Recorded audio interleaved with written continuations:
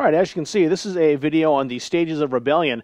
As we start off the first level, the first phase of my class, rebellion, the big question is, why do rebellions happen? And really, if you understand one rebellion, if you understand any one that took place, whether it's the one we just did in class with Catalin and Timok, or it's the American Revolution, or if it's countless of other revolutions and rebellions that have taken place all over the world, they really follow one very similar script. So if you understand one, the details may change, the places may change, the people may change, and even the problems might change from time to time. But for the most part, if you understand the basic script and how they all follow, it's not that hard to understand rebellions.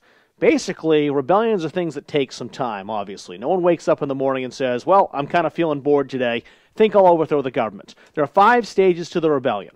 The first stage is the beginning stage, where things always start off. The second stage and stage 2 is the development stage. Stage 3 is what's called the acceleration stage of a rebellion.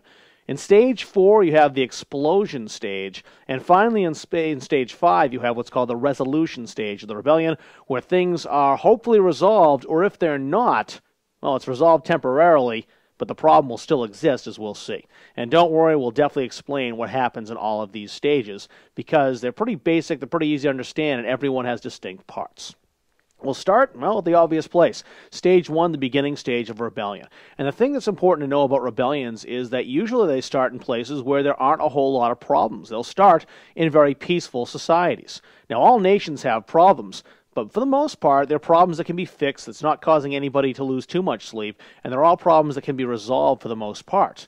The problem is when a serious issue pops up that can't be simply or easily resolved. And the big 3, as far as the serious issues that have caused more rebellions than anything else, one is taxes. The American Revolution certainly is a great deal, not entirely, but a great deal about taxes. Our situation in our rebellion here in class between Catalin and Timok, taxes were certainly involved.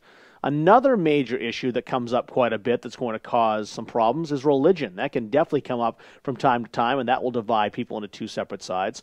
And then the big one, people simply feeling that their rights have been violated, that somehow someone has stepped on their rights and taken away their basic rights, their basic liberties. The big ones are, of course, freedom, liberty, property, and life. Those are the big ones. And that's usually what's going to happen when you start a revolution, is that someone's human rights they're going to claim have been violated, usually trampled by one of the 2 sides.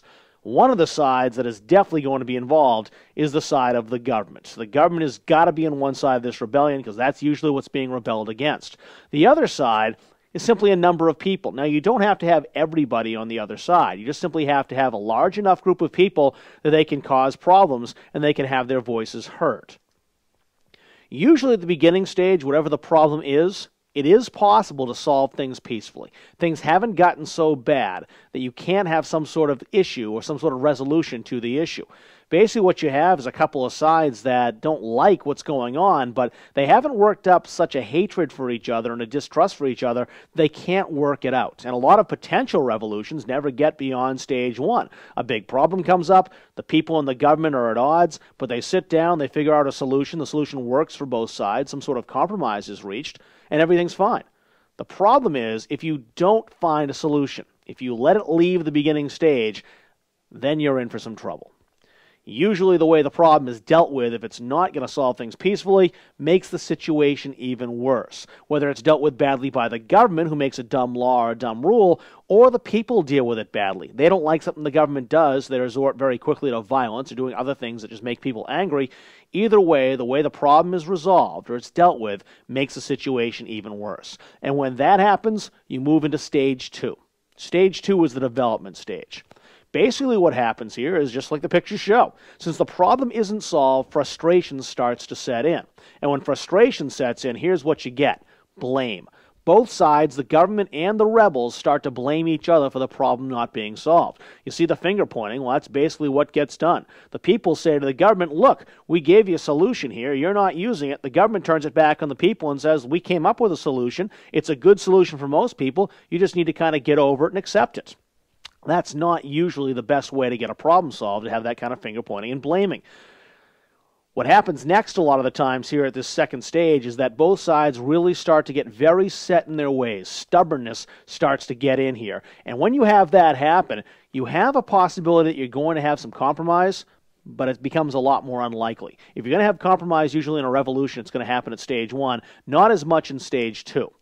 And this is where you get the rebel groups to start to form, whether it's the Sons of Liberty in the American Revolution, whether it's the PLC in the situation that we were dealing with in our game in class with Catalan. The rebel groups start to form because there is strength in numbers. And these rebel groups basically get together and start making some noise about what they want, their demands. Now, their demands at this time may not be things like independence or overthrowing the government. They simply may want to see a law change or have the government do something differently. They're not always violent at this stage, and in fact, usually they're not violent. However, that doesn't rule out the possibility of violence. You will sometimes see rebel groups getting formed at this second stage, resorting to violence and some sort of armed action, even if it's just some relatively low-key violence, like beatings and destruction of property and threats. You do see that happen sometimes at stage 2, but there doesn't have to be violence. Certainly, though, what you will see is a rebel group start to form, and that rebel group starting to make some noise and cause some problems. The big thing about stage 2 is that more people start to side with the rebels. At first, the rebels are the minority, usually just a very small number of people who don't like something. But as time goes on, they start to gain some support, and here at stage 2, more people are starting to understand and agreeing to the points that the rebels have. And that's a big thing about stage 2, is you'll start to see the number of people who are rebels, that starts to rise. And when they gain strength, even if their points are valid, even if they're right, even if they say to the government, look, you're abusing our rights, and that is the case, this is going to add to the potential problem, because the more rebels there are and the more people who want to see the government change, if the government's resisting that and doesn't have any respect for the rebels, this is going to be a problem, because as we saw at the beginning of the stage, compromise is hard and both sides get really set in their ways. And that's when you hit stage 3. Stage 3 is called the acceleration stage, and it's called that way, or that name, for a reason. Things are going to start to heat up, and heat up very quickly. They're going to go from bad to worse. You see a picture right here of the Boston Tea Party. The Boston Tea Party in the American Revolution was certainly the start of stage 3. Some would argue it was in the middle of stage 3, but definitely it was part of stage 3 when things started to really heat up between England and the United States. At stage 3, what you're going to see is both sides now trying to win the propaganda war. At stage 2, they were blaming each other. At stage 3, they're now going to publicly come out and try to convince people that the other side is at fault. Whether it's the government basically saying that the people who are rebelling are trying to tear the country apart, or trying to ruin the way of life that we enjoy as a nation, or if it's the rebels basically saying that the government is screwing things up, both sides are going to try to get more people on their side. And they're really going to step it up as far as what they say publicly to try to get the opinion out there that they are right and the other side is wrong.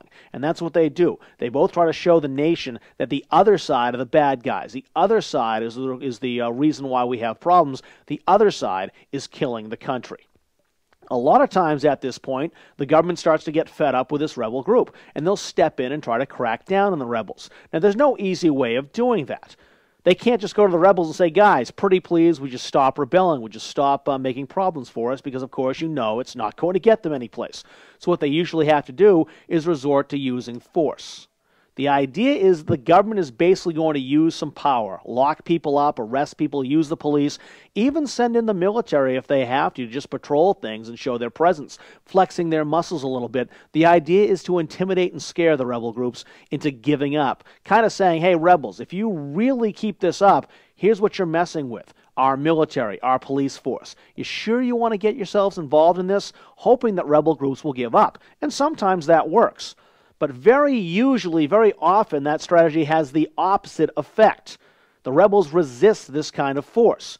And when they do resist, you start to see more people saying, see, the rebels are right. They said the government was the problem. And look, the government's come in. The troops are here. They're trying to force their will on us. They're trying to take away our rights like free speech. And what happens here is more people start to join the rebel side, as you see here in this march. I think this was taken from Russia and the Russian rebellion, but that's what happened over there, as it did with many rebellions, is that more people started to say the government was at fault, and the rebels started to gain support.